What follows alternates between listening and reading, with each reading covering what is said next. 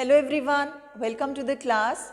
In today's lecture, we are going to talk about the experiments related to photosynthesis. These experiments will help you to understand the concept of photosynthesis in a better way. So let's start with the first one. We know that green plants, they are capable of making food by themselves. So they are coming under the category of autotroph.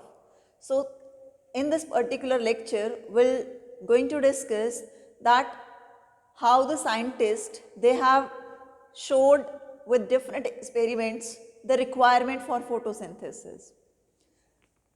The first one is Joseph Priestley. He conducted an experiment that is of that bell jar experiment. In this, what he is going to explain or what he want to show that the plants are capable of restoring the air in the atmosphere. Like plants are having the ability to take up the carbon dioxide and release oxygen. Fine.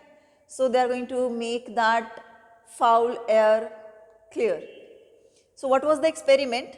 He took a bell jar and in the bell jar he placed a mouse and a burning candle. This mouse is live and this candle is burning. So there is no extra air from atmosphere can come into this. Whatever the available air which is present in this jar is consumed. Afterward, the result is that this mouse is going to die and the candle is going to get extinguished. Fine. This is because of what? This is because of the requirement of these particular organism and the candle to remain in their live conditions was not available for a longer period of a time. So when he placed the plant in the same bell jar with the live mouse and the burning candle, both the things were in the same condition. It means the mouse is also alive and the candle is also burning. It means the plants are able to take that air which is released by the burning of candle and by the breathing of this mouse and able to provide that air which is required to make them alive. So, by this particular experiment, he is able to conclude that the plants have that ability to restore that foul air. Fine. So, this is the experiment of Joseph Priestley and he is the one who discovered the oxygen in 1774. Clear?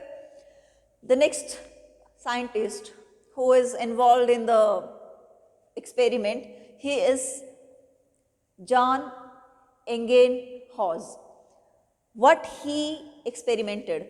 He told that the part of the plant which are green in color, they are only capable of making food, and with the help of that aquatic plant, the aquatic plant which he took is hydrilla. So this aquatic plant he chose for his experiment and he placed this plant in dark and in sunlight and observed the different changes. When he placed this plant under the sunlight, the bubbles are formed in the water and he noticed that these bubbles are of oxygen which is released by the plant during the process of photosynthesis. And during the night or in the dark, when there is no availability of sunlight, there is no bubble formed in the water by this particular plant. The reason being, the plants are not able to perform photosynthesis in the absence of sunlight. So these are the two conditions or the requirements of the plant, that plants are requiring carbon dioxide and sunlight, and these two conditions are demonstrated by these two scientists. Thank you.